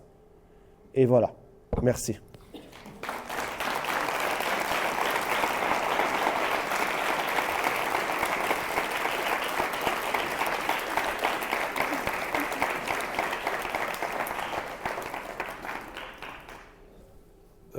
Alors les questions, entre guillemets, comment valoriser la question palestinienne au sein de la gauche traditionnelle présente au Conseil national. La deuxième, sur la question antisémitisme, et j'y reviendrai sur la question de l'impérialisme. Est-ce que le gouvernement israélien a favorisé l'émergence du Hamas ? Et quels sont les facteurs de l'absence, on va dire, relative d'un soulèvement en Cisjordanie ? Bon, tout d'abord, pour la première question, elle est très importante et je pense qu'elle passera simplement par un rapport de force. Il y a un rapport de force qui est de créer, et je pense, je sais que toi et d'autres, à travers la mise en place d'organisations, la mise en place de structures, en solidarité avec la Palestine en Suisse, qui se coordonne aussi à l'international, mais pour faire pression sur le Conseil fédéral, les institutions, faire pression sur tous les partis politiques qui ont des responsabilités, particulièrement à l'exécutif, au Conseil fédéral, et entre guillemets, comme on dit en anglais, hunting down. Ça veut dire tu les chasses, ceux et celles et les faire payer, parce que pour la grande majorité, malheureusement, de cette gauche traditionnelle, ce qui compte, c'est se faire réélire. Et de ne pas oublier quelle était leur position par rapport à la Palestine. Mais cela se fait que par un rapport de force. Il y a un exemple qui est, et si on ne crée pas un rapport de force, on sera écrasé. Il y a un exemple aussi, quand je vous disais pourquoi les classes dirigeantes ont peur de cette alliance entre la gauche et ces différents mouvements de volonté d'émancipation par rapport aux classes dominantes, c'est l'exemple de Corbyn en Grande-Bretagne. Je ne sais pas si vous connaissez Corbyn, qui a pris la tête du Labour Party, donc l'équivalent, si vous voulez, avec des histoires différentes, du Parti socialiste, d'ailleurs sur une erreur dans les élections internes, mais ça c'est une autre chose, qui ont laissé une opportunité. Il a été attaqué sur sa question palestinienne et l'antisémitisme. Mais il a légué tout à la droite du Labour Party, et c'était ça le problème. Il n'a pas créé un rapport de force par en bas pour casser la droite du Labour. Nous, ce qu'on doit faire, je pense, c'est créer, et comme il est en train d'être fait, mais encore renforcer les structures d'organisation en solidarité avec la Palestine, aussi avec les syndicats, les associations féministes, que la question palestinienne devienne une question qu'on ne peut pas ne pas traiter, comme beaucoup ont essayé de le faire pendant plusieurs mois. C'est un peu ça ce qui se passe. On espère que ça va durer 1 mois, 2 mois, puis on revient entre guillemets au statu quo. Non, il faut que ça devienne une question, encore une fois, qu'on ne peut pas ne pas traiter. Et c'est simplement par un rapport de force. Ça veut dire construire des pôles indépendants qui, selon moi, passent par... mais bon, ça c'est difficile. Reconstituer une gauche radicale indépendante du PS et des Verts, des rassemblements de cette gauche de manière unitaire, non sectaire, mais avec des principes et une indépendance politique. Et après, moi je ne suis pas du tout contre, et je le fais, de pousser au sein, et il en existe, même s'ils sont minoritaires, au sein des PS et des Verts, d'adopter des positions plus radicales. Mais le plus important, c'est de voir une indépendance politique pour nous, de faire pression, et c'est simplement par un changement de rapport de force que les choses changent. Il ne faut pas croire que, oui, en allant discuter pendant des heures avec tel ou tel, ça peut être utile au niveau individuel, peut-être enrichissant, mais c'est à travers les rapports de force. Et je pense, pour répondre à ta question, c'est ça. Et que, prochaine fois, on dit, non, on se rappelle de ta position, et ça ne passe pas. Donc, il n'y a pas de soutien. Tu veux soutien de certaines classes populaires, de certains secteurs de la société, ça passe par un soutien clair. Sans cela, non. Et ça peut avoir un certain effet. Et aussi poser à un moment donné, bon, ça c'est un autre débat, mais jusqu'à quand on va croire que le PS peut être véritablement représentant des intérêts des classes populaires? Moi, mon choix est depuis longtemps fait. Mais voilà, c'est toutes des questions qui sont beaucoup plus larges, mais c'est absolument nécessaire, comme tu le dis. Et replacer aussi, je pense aussi, et c'est une difficulté par rapport à la France, la Grande-Bretagne ou les États-Unis, replacer le rôle de la Suisse au milieu de l'impérialisme. La Suisse est un pays impérialiste, a une histoire impérialiste, joue un rôle de soutien à l'État d'Israël jusqu'à aujourd'hui, collaboration militaire, etc. Faisons-les payer. Et donc ça aussi, ça doit revenir à une question, la question anti-impérialiste doit redevenir très très importante en Suisse. Malgré le fait que la Suisse apparaît comme neutre, faiseur de paix, etc. Ça, c'est aussi des mythes à casser, mais qui sont encore durs à casser. Donc voilà, pour répondre, j'espère que ça répond en partie à ta question, mais c'est un travail à moyen et long terme, et aussi pas se dire, on se mobilise quand il y a catastrophe, et puis on arrête. Non, il faut maintenir des structures en place pour un moyen et long terme. Donc voilà. 2 choses sur les commentaires. Moi, je ne suis pas d'accord avec cette idée. C'est en fait une définition ethnique de l'antisémitisme qui est problématique, qui est beaucoup plus complexe. Le racisme n'a pas de réalité scientifique, mais a une réalité sociale. Et il est toujours mouvant. C'est-à-dire qu'aujourd'hui, on ne vous parle pas, comme les années 30, du racisme biologique, ou etc. On va vous parler du culturel, qu'ils n'ont pas... les habitus. On dit on n'est pas contre les Arabes ou les musulmans. Le problème, c'est qu'ils ont des habitus, des cultures différentes, etc. Et puis en plus, ils agressent les femmes et que nous, il n'y a pas du tout ça chez les Européens, etc. Bon, voilà. C'est une connerie monumentale. Mais il y a et c'est le danger du racisme, c'est qu'il est dynamique, il est changeant. Et dès lors, de même que l'antisémitisme, pour moi, on ne peut pas le réduire, le truc de dire oui, c'est des Arabes, donc ils ne peuvent pas être antisémites. Non, parce qu'il y a aussi une dynamique politique. Je vais vous donner un exemple. un des inspirateurs des frères musulmans et qui était à l'origine un réformisme et qui va devenir l'élément fondamental du fondamentalisme islamique réactionnaire, c'est Rachid Rida, je ne sais pas si vous connaissez, qui était un des élèves d'un réformateur, Mohamed Abdou, en Égypte. Rida va changer complètement de position.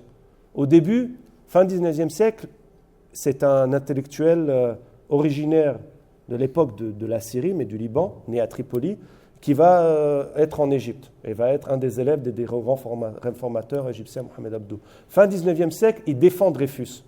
Donc le capitaine, etc., il écrit des textes. Il participe au congrès syrien pour l'indépendance de la Grande Syrie. Il est chef de ce congrès, etc., essaie de trouver des... Il est dans une perspective d'islam libéral, réformateur, etc., à cause des colonisations, à cause de Sykes-Picot, de l'occupation française, etc., aussi la montée des mouvements communistes, laïcs, ça va faire un mix un peu bizarre. Il va ensuite voir le wahhabisme comme la seule solution pour l'indépendance, parce que l'Arabie saoudite n'a pas été occupée, contrairement à d'autres pays. Il va être une sorte de modèle pour certains intellectuels, et il va tourner malheureusement l'œuvre réformiste musulmane vers un côté réactionnaire, intégriste, avec un discours anti-chiite très prononcé, mais aussi va adopter un discours un peu antisémite dans le sens, il va reprendre les théories de protocole de Sage de Sion, etc. Donc pour moi, la définition est plus, on ne doit pas la limiter sur le fait, oui, donc les Arabes sont sémites, donc ils ne peuvent pas être antisémites. Pour moi, ça n'a pas beaucoup de sens. On peut en discuter par la suite, mais ça n'a pas beaucoup de sens. Sur 56, les Palestiniens, c'est avant 48 leur lutte interimpérialiste dans ce sens. Ce que je parlais de 67, c'est qu'un mouvement, c'est un tournant pour le Moyen-Orient avec la fin, le chant du cygne du nationalisme arabe et la réintroduction des acteurs palestiniens autonomes. C'est ça ce que je disais. Et 56, et c'est là aussi qu'Israël devient véritablement l'allié états-unien. D'ailleurs, en 56, les États-Unis disent à la France, à la Grande-Bretagne et à Israël de se retirer du canal de Suez par peur de la montée du communisme, etc. Donc ça, c'est des différents. Dernier, oui, Israël, au début, a encouragé l'État d'occupation d'Israël dans les années 80, particulièrement à Gaza, mais aussi en Cisjordanie, a encouragé le développement de ce qui, à l'époque, s'appelait le Mujamma al-Islami, qui était la branche des frères musulmans, c'était l'association islamique à Gaza, etc., en leur laissant la possibilité de se développer socialement, de mettre en place leur institution. La première université qui a été explosée à Gaza, l'université islamique de Gaza, prend d'abord, ils vont permettre de... C'était les frères musulmans qui l'ont créé, puis après ils vont prendre le contrôle. Ils attaquent, par exemple, dans les années 80, lors des élections, le Croissant Rouge palestinien, qui était dirigé par des communistes. Donc ils ont, parce que le but, c'était d'affaiblir le mouvement national palestinien et la gauche. Okay, mais après, ça ne veut pas dire que c'est une invention d'Israël. Ils avaient une structure autonome, leur développement, juste ils ne choisissaient pas leur résistance. Ils ne choisissaient pas la résistance armée. Donc ils ont favorisé. Mais d'ailleurs, c'est un choix qu'on peut retrouver dans plein de régimes arabes qui ont favorisé la croissance des intégrismes religieux et islamiques en Égypte, en Syrie et autres, Irak, contre la gauche. Donc ce n'est pas propre uniquement, entre guillemets, à Israël. Et par la suite, comme j'ai expliqué l'histoire du Hamas, qui va devenir, parce qu'il va faire le choix de la résistance, ces structures de société civile qui ont été, alors en Cisjordanie quasiment complètement fermées, mais ils ont toujours une présence importante, etc. Mais aujourd'hui, alors après, c'est différent avec Netanyahou. Netanyahou laissait Hamas, entre guillemets, se développer ou avoir, laissait l'argent passer du Qatar, etc., parce que pour lui, ça approfondissait la division palestinienne. Et dès lors, en disant toujours, mais moi, je n'ai pas d'interlocuteur. Il y a une autorité à Gaza et une autre en Cisjordanie. Donc, je ne peux pas aller vers l'avant, vers une création d'un État palestinien. Et c'est pour ça qu'il essaie. Mais c'est deux dynamiques relativement différentes. Okay, mais, par contre, je suis contre le truc de dire, oui, Hamas est une invention israélienne. Non, ce n'est pas vrai ça. Mais ils ont favorisé à un moment donné, parce que l'ennemi de mon ennemi est mon ennemi, entre guillemets. Parce que ça favorisait la division palestinienne. Okay, Et la deuxième chose, c'est que la Cisjordanie, c'est très compliqué par le fait de la collaboration sécuritaire entre l'autorité palestinienne et Israël et la fragmentation des territoires occupés. Et plus de 700 000 colons. Je pense que tu le connais très bien, le fait d'aller à Jérusalem, à Ramallah, qui devrait prendre une demi-heure, prend 2 heures. Je ne sais pas si vous avez fait l'expérience des bus et tout ça, pour ceux et celles qui ont été dans les territoires occupés. C'est complètement les villes coupées en deux, etc. De plus, la différence qui existait avec Gaza, à l'intérieur de Gaza, tu peux te déplacer librement. Ce n'est pas le cas à Cisjordanie. Ça veut dire, pourquoi je dis ça? Gaza est sous occupation, soyons clairs. Mais que vous allez du sud au nord, avant la guerre du 7 octobre, vous pouviez. Et à un moment donné, en plus, il y avait les tunnels, alors beaucoup moins ces dernières années, mais qui marchaient bien. Moi, la deuxième fois que j'étais à Gaza, d'ailleurs, j'ai été à travers les tunnels. C'était en 2012, ça marchait à fond. Pour passage humain, mais aussi ça avait permis, certains disent qu'il y avait encore des passages pour les armes. Okay? Cisjordanie, c'est très très compliqué.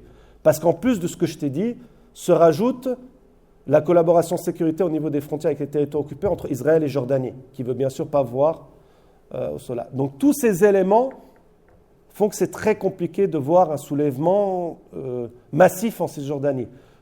Et encore une fois aussi, c'est sans oublier qu'il y a eu des formes de résistance armée aussi, il ne faut pas oublier. Il y a eu ces nouveaux groupes de jeunes qui étaient, on les appelait les Lions de Naplouse et d'autres, qui ont essayé de mener des résistances armées, mais c'était des petits groupes individuels, etc. Mais en partie, ce que je disais, c'est qu'il manque une plus large perspective politique, je dirais. Encore une fois, la résistance armée est un droit fondamental, mais il faut voir, je pense qu'il faut avoir une perspective plus large, qui manque, je pense, chez tous les partis politiques palestiniens, malheureusement, aujourd'hui. Donc, c'est ces éléments qui expliquent pourquoi la Cisjordanie, qui est étouffée sécuritairement, politiquement, économiquement, n'a pas vu un... Et en plus, au contraire, depuis le 7 octobre, font face, alors là, ce qu'on peut appeler véritablement des pogroms. Des attaques continues des colons sur des villages, sur des individus, protégés par l'armée d'occupation israélienne.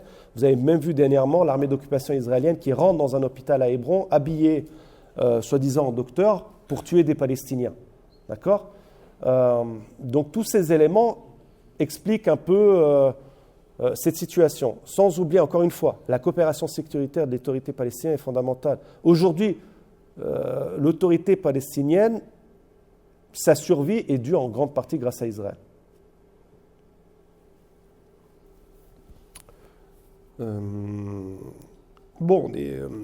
Que faire encore sur la question du boycott académique, économique, comment mobiliser nos ressources? Je pense aussi que c'est par rapport, je ne sais pas s'il y a un aspect plus important, même si on le sait très bien, entre guillemets, l'argent est le nerf de la guerre.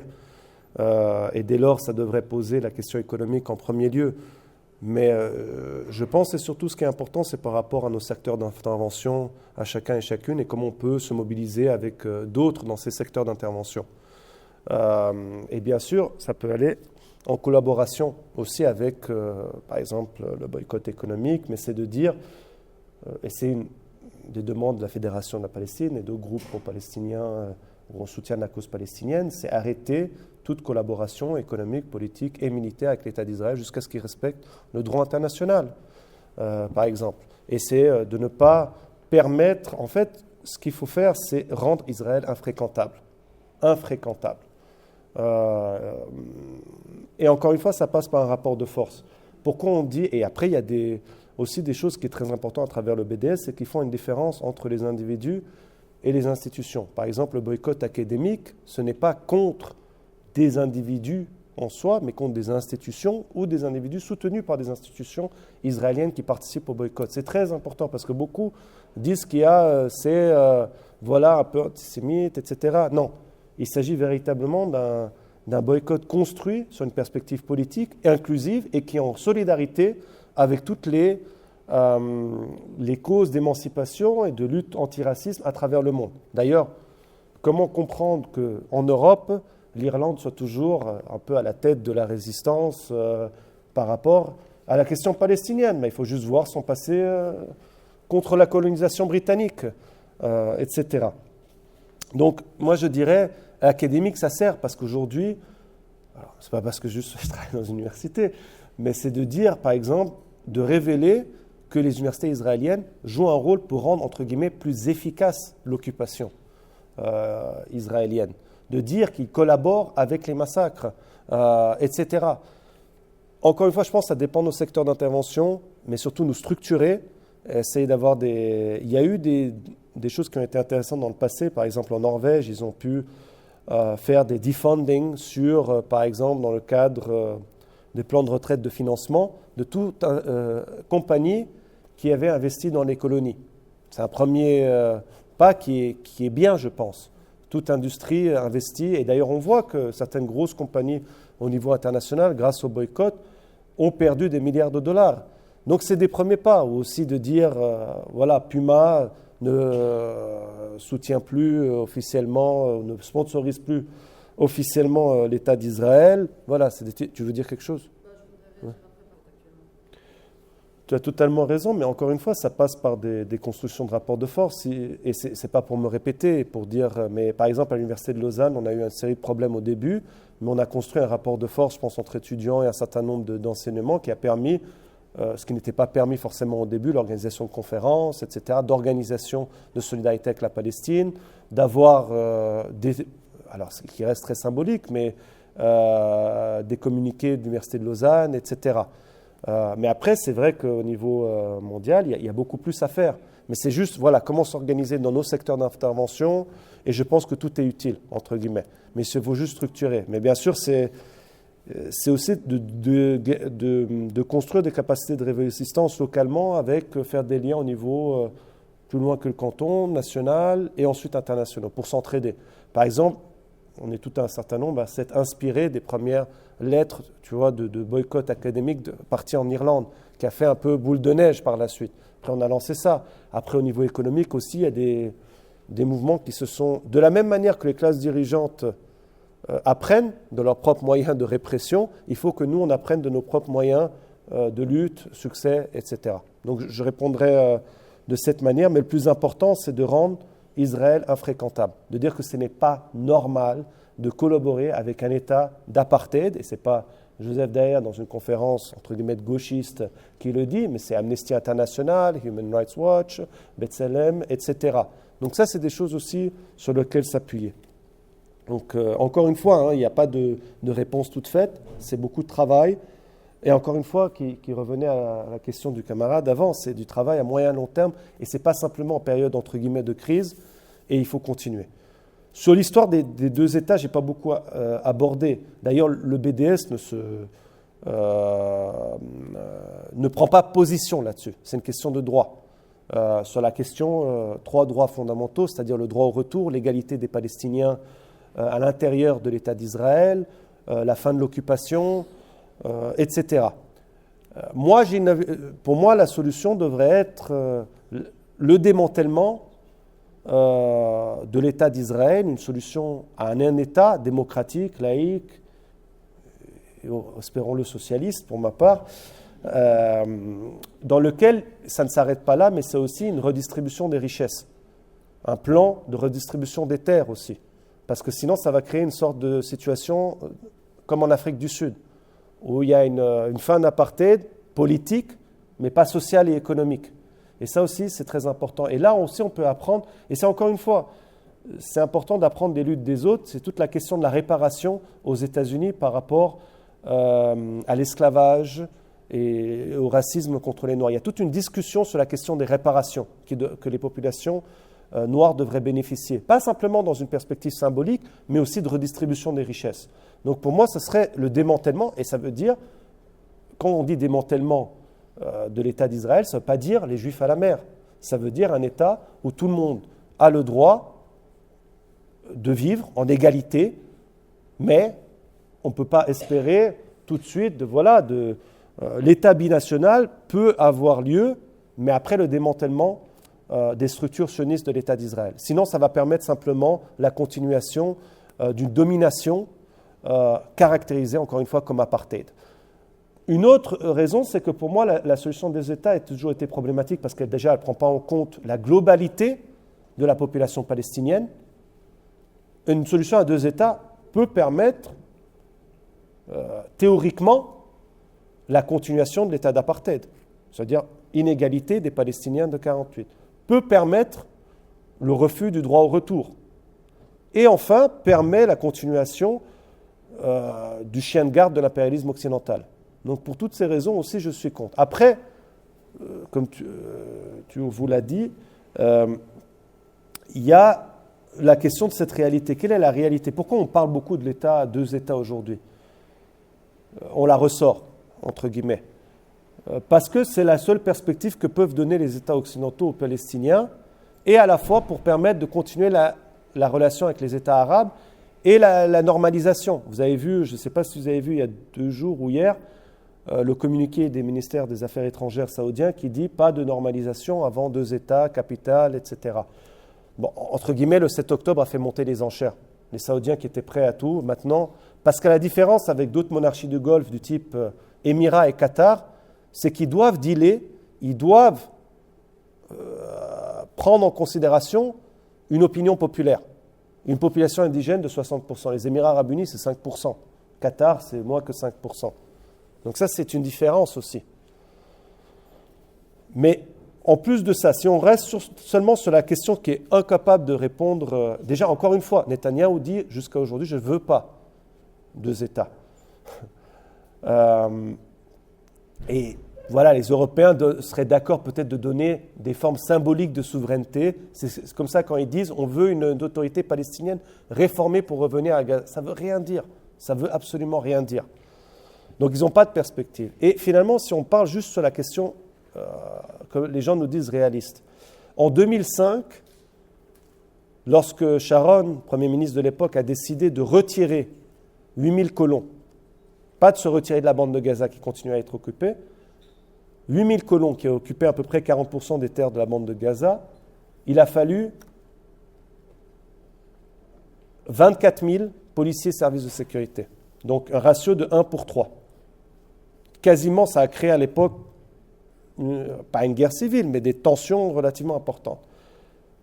Je vous laisse faire le calcul, 750 000 colons. Ratio 1 pour 3. Plus de 2 millions.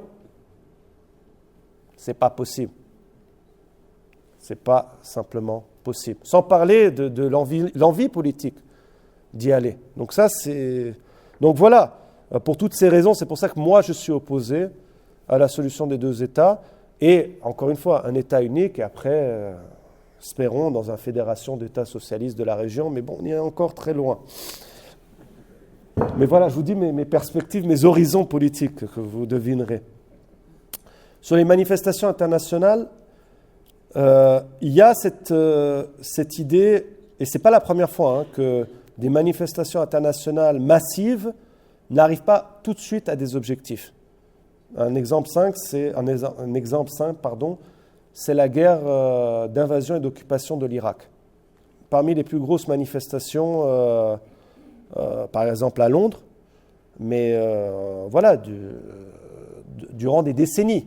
C'est des exemples, ce qui s'est passé en 2003. D'ailleurs, je crois qu'il y avait à Genève à peu près 40 000, 50 000 personnes, ce qui n'est pas rien pour Genève, je rappelle, pour la Suisse.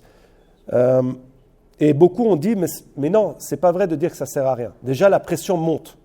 Et pourquoi les gouvernements occidentaux, qui au début, pour un grand nombre d'entre eux, ont interdit les manifestations et ont ensuite laissé? Ce n'est pas parce qu'ils sont devenus gentils. Donc ils ont compris que, bon, merde, c'est un peu aller trop... Non, c'est parce qu'il y avait une pression par en bas, tout simplement.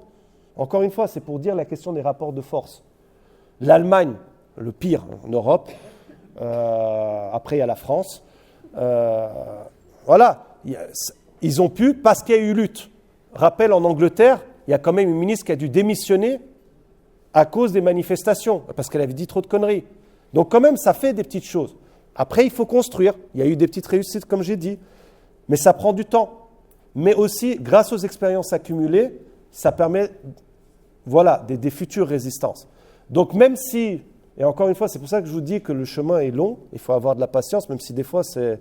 Et moi, je vous parle de quelqu'un qui a participé directement, indirectement, soutenu avec des campagnes de collaboration, de lien, que ce soit avec la question palestinienne, ou les révolutions au Moyen-Orient en Afrique du Nord, que ce soit avec la Syrie, mon pays d'origine, etc. Alors quand je vous dis manque d'espoir, parfois, oui, ça arrive, malheureusement. Hein.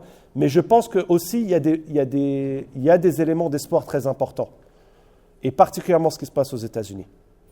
Il y a une crise du Parti démocrate, il y a une jeunesse radicalisée qui donne des espoirs au centre, entre guillemets, du monstre, comme disait le cousin. Et ça, c'est des motifs d'espoir. Une radicalisation au sein de la jeunesse aussi en Europe, les liens entre des populations, entre guillemets, non blanches, gauches, que parfois il y a des problèmes, il y a des liens qui se font aussi. Et pour moi, ça, c'est des motifs d'espoir. Ça, c'est des motifs d'espoir. Ça ne veut pas dire que demain, il y aura un résultat, mais ça veut dire qu'il y a des choses qui se construisent. De même, on a vu pour la première fois depuis 10 ans des manifestations à Tahrir, en Égypte. Encore une fois, sur la question palestinienne. Ça dit des choses, en Jordanie et autres. Donc ça redonne des espoirs, mais qu'il faut construire dessus. Voilà, j'espère que ça donne un peu. Bon, après, je vais finir là-dessus, et puis là, c'est un peu deux choses. J'ai les mêmes... comment dire, il n'y a pas de réponse. Hein, il y a un nouveau massacre continu, une nouvelle Nakba par rapport à Rafah. Hier, il annonçait, Netanyahou, une offensive sur Rafah, qui sera une catastrophe. Et comme je disais, l'Égypte participe au blocus, de facto. Après, ils utilisent le fait en disant, si on les envoie au Sinaï, ils ne vont pas pouvoir revenir. Mais eux peuvent réouvrir si jamais. Donc non, c'est une catastrophe. Et oui, l'Égypte est partenaire. Et d'ailleurs, ce n'est pas pour rien que l'Égypte est le deuxième récipient de l'aide américaine dans le monde, après Israël, parce qu'elle joue un rôle aussi de garant pour ses intérêts. Okay, et les peu de... ils reçoivent à peu près 1,3 milliard, essentiellement pour l'armée égyptienne. Ils ont retiré, je crois, 150 millions, 200 millions pour violation de droits humains. Oui, il y a 60 000 prisonniers politiques, oui, c'est quand même pas mal, ouais. Et puis des répressions massives, etc. Donc oui, il y a une collaboration de facto, et cessez-le-feu, malheureusement, il y a deux éléments. Volonté de continuer la guerre pour commettre un nouveau génocide et une continuation de la Nakba, et Netanyahou essaie de sauver sa tête. Il ne faut pas l'oublier, parce que dès que la guerre est finie, possible élection, s'il perd, il va en prison. Donc tout cela ne sont pas des motifs de réjouissance.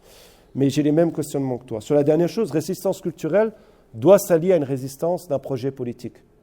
Encore une fois, de la même que la lutte armée, si elle n'est pas sous un projet politique plus large, ça a des difficultés.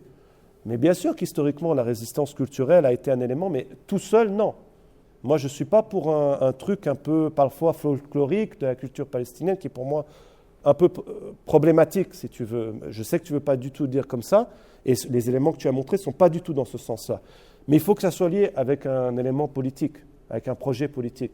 D'ailleurs, il y a plein de poètes palestiniens qui ont été visés, Beyrouth, par les Israéliens, etc., parce que voilà, ils étaient... Et puis bon, un des plus grands poètes palestiniens, quand même, c'était Mahmoud Darwish, qui, par ses poèmes, redonnait une identité palestinienne. Ou l'auteur palestinien qui était au début membre du Parti communiste israélien, que la plupart des Palestiniens au début étaient, après 1948, est un grand auteur et qui, pour moi, je finirai là-dessus, parce que c'est symbolique et révélateur, c'est Émile Habib. Je ne sais pas si tu connais. Il avait ce pesop optimiste, ou pesop mutasha'im, peptimiste. C'était un mixte de pessimiste et optimiste. Il avait fait ça, un roman, c'était ce titre, pour parler de la question palestinienne. Et c'est ce qu'on est aujourd'hui, encore pire qu'avant. Énormément de motifs pour le pessimisme, mais à la fois ce que j'ai cité, des petites formes d'optimisme sur lesquelles il faut construire dessus. Voilà, je m'arrêterai là-dessus, mais c'est symbolique, je pense, important. Merci encore d'avoir tenu jusqu'à maintenant. Merci pour les questions, les interventions et commentaires. On pourra en discuter pour certaines plus. Oui, bon, la première question, bien sûr, nous, on est en soutien à l'autodétermination du peuple palestinien. Ça, c'est la chose essentielle, bien sûr. Mais les Palestiniens, ce qui est aussi important, comme n'importe quel peuple, ont des différences politiques, sociales et autres. Après, ce n'est pas le rôle en tant que mouvement de solidarité, peut-être de choisir un mouvement. Par contre, et ça peut se discuter encore, par contre, moi, je sais que dans un soutien à l'autodétermination du peuple palestinien, je vais choisir les groupes avec qui je vais collaborer, travailler, essayer, qui sont le plus proches de moi politiquement. Comme au début de la révolution syrienne, je ne vais pas parler, ou avec d'autres révolutions, je ne vais pas travailler avec n'importe qui. Parce qu'il y avait des groupes ou des gens avec qui je ne suis pas d'accord. Pour quel futur? Donc c'est juste ça. Oui, soutien à l'autodétermination, mais aussi, moi je m'inscris aussi dans une perspective internationaliste, je pense que vous l'avez compris, de gauche et tout, et pour faire avancer un projet d'émancipation. Socialiste, féministe, écologique, antiraciste, etc. Dès lors, je travaille avec des partenaires qui ont un projet plus ou moins similaire, ce qui ne m'empêche pas de travailler avec d'autres, mais avec qui j'ai des relations privilégiées. Donc voilà, juste pour... Hamas, continuité, projet politique, bien sûr qu'il y a des nuances. D'ailleurs, chaque groupe des frères musulmans a des particularités dans son cadre d'État, a des politiques différentes, etc. De même, il est important de dire que moi, je me suis toujours opposé, juste pour préciser, pour qu'il y ait je fais partie d'une gauche, d'un héritage de gauche qui s'est toujours, au sein du Moyen-Orient, opposé à la criminalisation de mouvements issus des frères musulmans, contre leur répression sanguinaire par des États autoritaires. Parce que souvent, ça s'étend à tous les différents partis politiques. Donc juste pour être très clair. J'étais contre le coup d'État de Sisi, etc. Juste pour clarifier. De même, je m'oppose politiquement aux frères musulmans. Et je vais expliquer pourquoi. Parce que pour moi, ils ont un projet politique déjà Dawleh Madani et Marjaï islami, ce qui veut dire un État civil, mais de référence islamique. C'est un autre terme pour dire État islamique, qui pour moi, c'est un État inégal. De la même manière qu'en Europe, je m'oppose à, entre guillemets, une favorisation, disons-le encore un autre terme, racisme, islamophobie, etc. Je ne peux pas accepter que dans les pays d'où je suis originaire, il y ait une forme d'un État de préférence pour une communauté, etc. Deuxièmement, c'est un projet profondément néolibéral. Historiquement, ils défendent des politiques néolibérales. Les frères musulmans arrivés au pouvoir en Égypte, un fonds d'investissement américain ont dit « mais ils sont fantastiques, ils pensent comme nous ». Et véridique. Et d'ailleurs, il faut que voir le leadership des frères musulmans à l'époque. Beaucoup de businessmen, etc. Et autre chose. Puis après, une perspective confessionnelle. Pour beaucoup. Donc anti-chiites, anti-minorités, pour un certain nombre. Hamas est différent parce qu'ils sont dans un projet de libération nationale. Et c'est là où il y a des différends. Certes, ils acceptent la diversité, qu'elle soit confessionnelle et politique. Ils collaborent avec la gauche, etc. Après, j'ai des différences politiques sur quel programme d'État, mais aussi leurs alliances politiques et certaines choses qu'ils ont faites. Quand Khaled Meshal, je vais vous donner deux exemples très faciles. Khaled Meshal, en 2020, donc numéro 2, quasiment ancien numéro 1 du Hamas, bureau politique à l'étranger, va au sud de la Turquie pour saluer l'occupation de Afrin. Je ne sais pas si vous connaissez Afrin, c'est au nord-ouest de la Syrie, occupée par la Turquie, qui a fait, avec l'aide d'alliés réactionnaires intégristes, un changement démographique, a poussé 150 000 à 200 000 Kurdes en dehors. Et que Khaled Meshal va dire, ça aide et il faut saluer cette action, cette occupation, non, je ne peux pas accepter. Et là, il y a une différence. Parce qu'il y a des liens politiques avec l'AKP, etc. Et surtout, pour moi, c'était choquant pour un parti qui a subi la colonisation, l'occupation. Et il y a des dynamiques aussi, ça c'est un autre sujet, mais je peux aussi, j'ai toutes les ressources si vous voulez, il y a des dynamiques coloniales à l'intérieur de l'État turc contre les populations kurdes, historiquement. Et il y a des liens de dédéveloppement par rapport au sud-est de la Turquie, majorité de population kurde. Donc ça, c'est inacceptable. De même quand les dirigeants du Hamas en 2012, si vous vous rappelez, font une tournée dans les monarchies du Golfe, se rendent à Bahreïn, monarchie où il y a eu un soulèvement populaire massacré par le régime monarchique du Bahreïn, avec l'aide de l'Arabie Saoudite et d'autres. Ismaël Haniyeh va saluer les réformes accomplies par la monarchie du Bahreïn. 2 exemples. Donc là, il y a des différences de projets politiques, c'est juste pour ça. Après, pour moi, il faut absolument, encore une fois, se battre contre les tentatives qui s'inscrivent dans l'islamophobie, de criminaliser toute résistance de Palestiniens. Comme je l'ai dit depuis le début, Hamas est un projet palestinien, qui prend ses sources dans la société palestinienne. Ils ont le droit de la résistance. Et je l'ai dit publiquement à la télévision, vous pouvez voir, donc ce n'est pas juste entre nous. Je refuse que Hamas soit déclarée une organisation terroriste. Je refuse. Pour moi, et en plus, toutes ces dénominations d'organisations terroristes ont simplement des buts politiques. L'OLP était terroriste. On traitait déjà l'OLP de terroriste, etc. Donc pour ces simples raisons, même si par exemple, encore une fois, je suis opposé au Hezbollah au Liban, mais je défends le droit à la résistance du Hezbollah contre l'État d'Israël. Mais je suis opposé politiquement, profondément, au Hezbollah dans son projet politique, etc. Camarades, bon, il n'y a pas de questions. J'ai fait 2 commentaires. Mais juste pour rebondir là-dessus, je pense que c'est très important de comprendre la différence entre l'Algérie, la question coloniale algérienne et palestinienne. Comme je l'ai dit en entrée, elle est beaucoup plus compliquée pour les Palestiniens. Parce que c'est une colonie de peuplement, ce que l'Algérie n'a pas été. Et d'ailleurs, il y a eu un débat au début, au sein du mouvement sioniste. Rothschild était plutôt en faveur de faire comme l'Algérie. Ça veut dire, grand propriétaire terrien, on exploite la main-d'œuvre locale, on exproprie des terres, etc., mais on utilise la main-d'œuvre locale, comme en Afrique du Sud. Ce n'est pas le cas en Palestine ou en Israël. Il n'y a pas une volonté d'exploitation. Le nombre de travailleurs palestiniens des territoires occupés à l'intérieur d'Israël, c'est 200 000, et moins maintenant après la guerre du 7 octobre. D'ailleurs, c'est pour ça que les patrons du bâtiment en Israël, où la grande majorité des Palestiniens des territoires occupés travaillent, ont demandé d'importer 60 000 travailleurs étrangers. L'Israël ne dépend pas de la main-d'œuvre palestinienne. C'est la grande différence avec l'Afrique du Sud. Demain, les Palestiniens arrêtent de travailler. Bon, dans le bâtiment, en Israël, ça fait un peu de problème. Un peu dans l'agriculture, limite, et transport. Mais les Palestiniens sont mis de côté de tous les emplois essentiels pour la société israélienne. Et ça, c'est pour ça de dire aussi la question de l'alliance avec la classe travailleuse d'Israël, et ce qui rend les choses beaucoup plus compliquées. Et dès lors d'avoir une perspective régionale pour la libération de la Palestine. Et ça, vraiment, j'ai envie que vous compreniez, parce que la comparaison est dès lors pas avec l'Afrique du Sud ou l'Algérie. Il faut un autre projet de libération, d'émancipation, qui prend en compte le contexte régional. Et c'est aussi pour dire pourquoi il n'y a pas une perspective stratégique par rapport aussi à la classe ouvrière israélienne, etc. Mais il faut comprendre ces dynamiques qui sont relativement différentes.